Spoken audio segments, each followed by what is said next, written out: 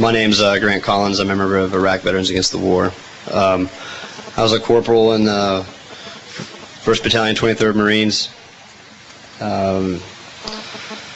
Was in Iraq from August of '04 to May of '05. A few months after I was there, I mean, a lot of things weren't sitting right with me. The command structure, the missions that we were getting didn't make any sense.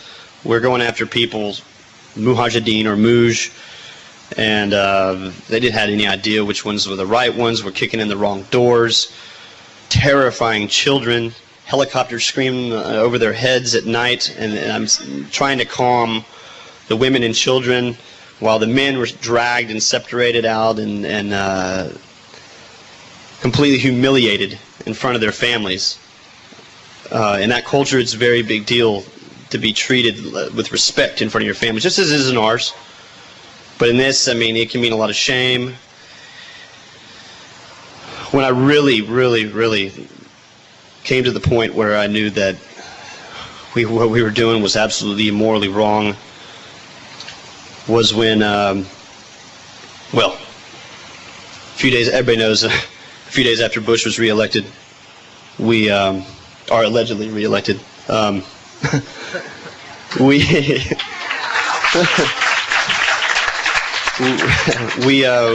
We began, we had already cordoned off Fallujah, and Cloy was in the first incursion in April, where we took heavy casualties and then decided that maybe it wasn't the right time to go in.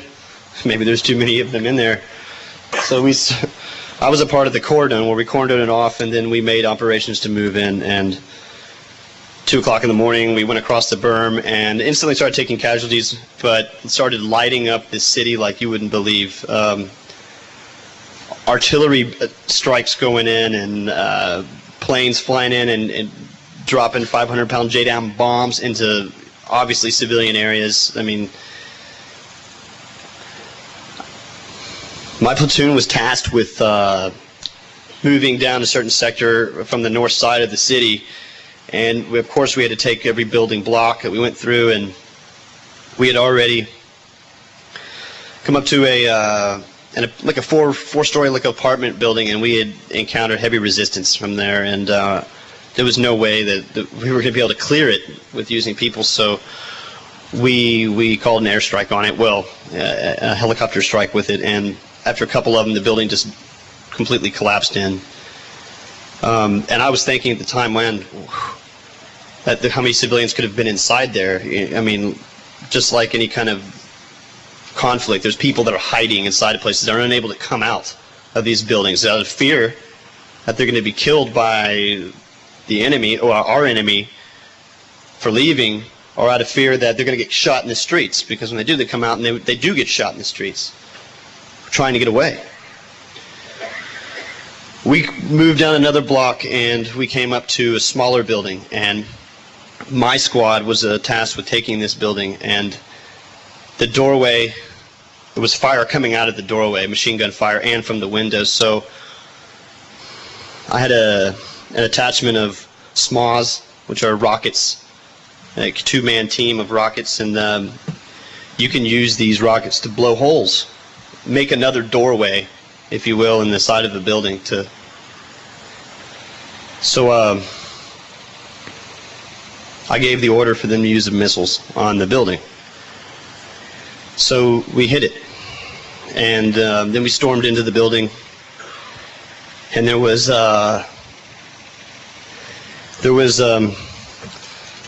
two 14, well, looked about a 14-year-old kid, a 6-year-old kid, and a young, maybe this could have been her husband, I couldn't tell because he was so messed up, and a woman that was bleeding, but not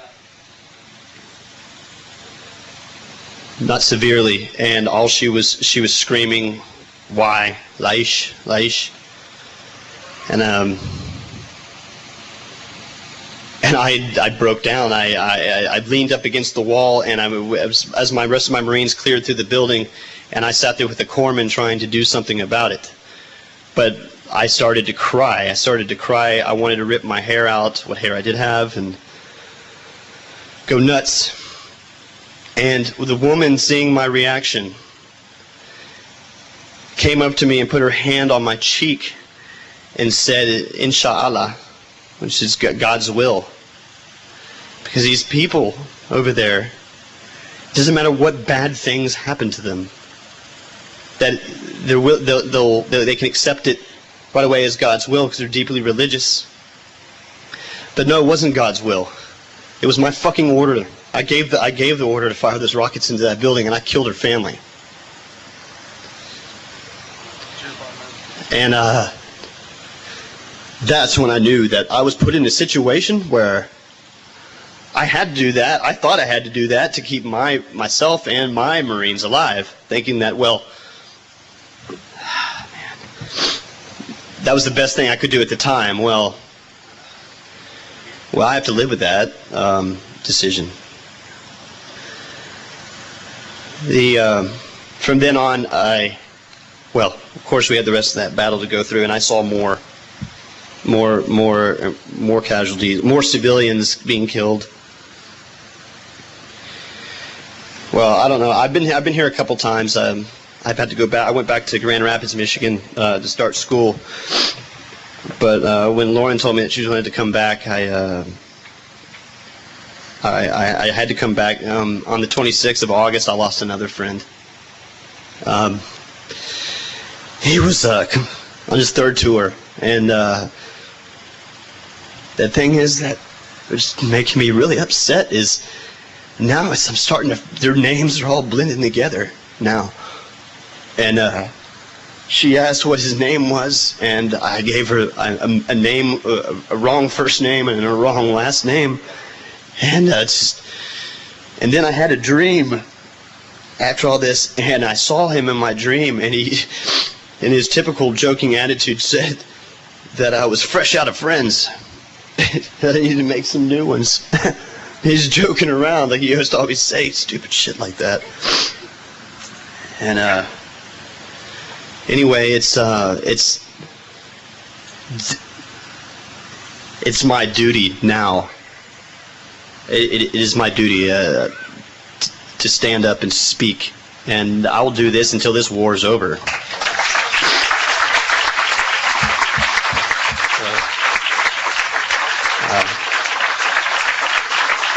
That's all I have.